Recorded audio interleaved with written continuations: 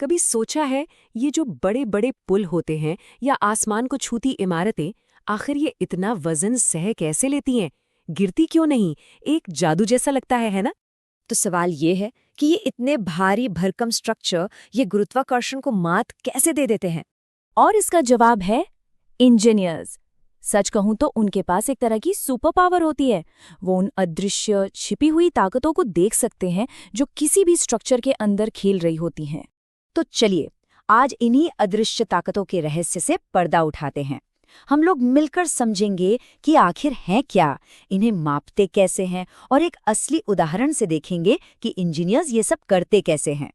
देखिए, किसी भी बिल्डिंग या पुल की जो सबसे बुनियादी चीज़ है वो है बीम। और मज़े की बात यह है कि हर बीम के अंदर दो खास अदृश्य ताकतें हर पल काम करती हैं। और सच तो ये है कि यही ताकतें तय करती हैं कि कोई स्ट्रक्चर खड़ा रहेगा या ढह जाएगा। जरा सोचिए इस बारे में। स्ट्रक्चरल एनालिसिस इंजीनियर्स को एक तरह से भविष्य देखने की शक्ति देता है।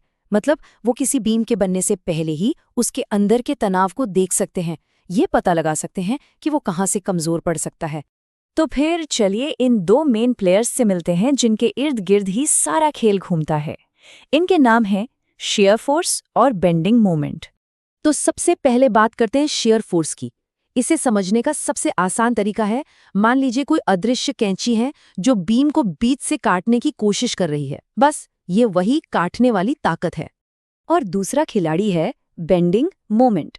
जैसा नाम से ही पता चल रहा है, ये बीम को मोड़ने या झुकाने वाली ताकत है। बिल्कुल वैसे ही जैसे किसी पेंसिल को तोड़ने के लिए उसे मोड़ना पड़ता है। बस वही है बेंडिंग मोमेंट। अच्छा, अब इन ताकतों को समझने के लिए ना इंजीनियर्स एक कॉमन भाषा का इस्तेमाल करते हैं, साइंस की भाषा। नियम बहुत सीधे हैं। ऊपर की तरफ लगने वाला शियर फोर्स हमेशा पॉजिटिव होता है और नीचे की तरफ लगने वाला नेगेटिव। और बेंडिंग मोमेंट के लिए अगर बीम एक स्माइली की तरह नीचे झुकता है तो वो पॉजिटिव है, और अगर एक उदास चेहरे की तरह ऊपर की तरफ मुड़ता है तो वो नेगेटिव। ये बस एक नियम है ताकि सब एक ही पेज पर रहे। चलो, बहुत हो गई थ्योरी, अब इसे एक्शन में देखते हैं। हम एक केस स्टडी लेंगे, एक सिंपल सा बीम जिस पर एक जैसा लोड पड़ रहा है।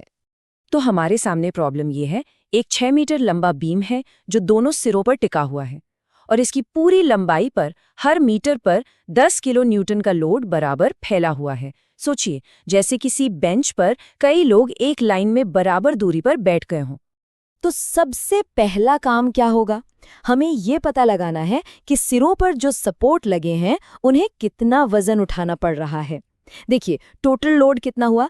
10 किलो न्यूटन प्रति मीटर 6 मीटर तक, यानी 60 किलो न्यूटन। अब क्योंकि लोड बिल्कुल बराबर फैला है तो दोनों सपोर्ट आधा आधा वजन उठाएंगे, है ना? इसका मतलब हर सपोर्ट को 30 किलो न्यूटन की ताकत ऊपर की ओर लगानी होगी ताकि बीम अपनी जगह पर टिका रहे। ठीक है, अब आते हैं हमारे पहले बड़े टारगेट पर, शियर फोर्स डायग्राम बनाना। ये कुछ नहीं, बस एक तरह का ग्राफ है जो हमें ये दिखाता है कि बीम के हर पॉइंट पर वो काटने वाली ताकत कितनी और कैसी है। और इस डायग्राम को बनाने का लॉजिक बड़ा सिंपल है। हम बाएं सिरे से शुरू करते हैं जहां ऊपर की ओर 30 किलो न्यूटन का सपोर्ट है, तो हमारा ग्राफ +30 से शुरू होगा। फिर जैसे जैसे हम बीम पर आगे बढ़ते हैं, ऊपर से पड़ने वाले लोड की वजह से ये फोर्स लगातार कम होता जाता है, एक सीधी लाइन में। और यहाँ सबसे ज़रूरी बात है, हमें वो पॉइंट ढूंढना है जहाँ ये फोर्स 0 हो जाता है। और हमारे इस केस में पता है क्या होता है? ये फोर्स ठीक बीम के सेंटर में, यानी 3 मीटर की दूरी पर 0 हो जाता है। इस पॉइंट को ध्यान में रखना क्योंकि ये एक बहुत बड़ा क्लू है। चलिए, अब अपने दूसरे डायग्राम की तरफ बढ़ते हैं, बेंडिंग मोमेंट डायग्राम। ये हमें बताएगा कि बीम किस जगह पर सबसे ज्यादा झुकने की कोशिश कर रहा है, मतलब कहाँ पर तनाव सबसे ज्यादा है। यहाँ एक बेसिक रूल है, इस तरह के सिंपल बीम के जो सिरे होते हैं जहां सपोर्ट्स लगे हैं वहां पर कोई बेंडिंग नहीं होती, तो जाहिर है वहां बेंडिंग मोमेंट 0 होगा। तो अब आता है सबसे बड़ा सवाल, अगर इस बीम को फेल होना हो तो ये कहाँ से होगा? इसका सबसे कमजोर पॉइंट कहाँ है? और यहीं पर इन दोनों डायग्राम्स का कनेक्शन सामने आता है।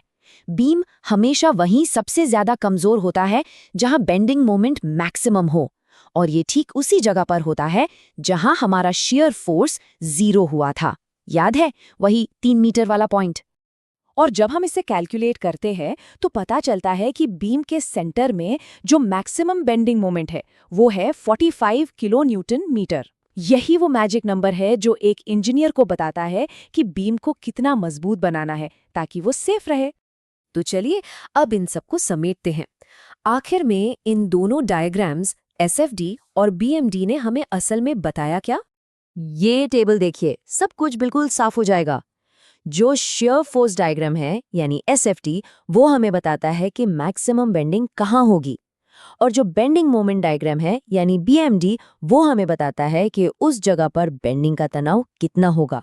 एक देता है कहाँ का जवाब तो दूसरा कितना का। और यही है वो एक्सरे विजन। इसी की मदद से इंजीनियर्स ये पक्का करते हैं कि बड़े बड़े पुल और इमारतें हमेशा सुरक्षित रहें। वो ठीक उसी पॉइंट पर स्ट्रक्चर को और मजबूत बनाते हैं जहां बेंडिंग मोमेंट सबसे ज्यादा होता है। तो अब जब हम किसी बीम के कमजोर पॉइंट्स को देखना सीख गए हैं, तो सवाल ये उठता है कि उन्हें मजबूत करने के लिए डिजाइन कैसे किया जाता है। खैर, ये इंजीनियरिंग की दुनिया की एक और बहुत ही दिलचस्प कहानी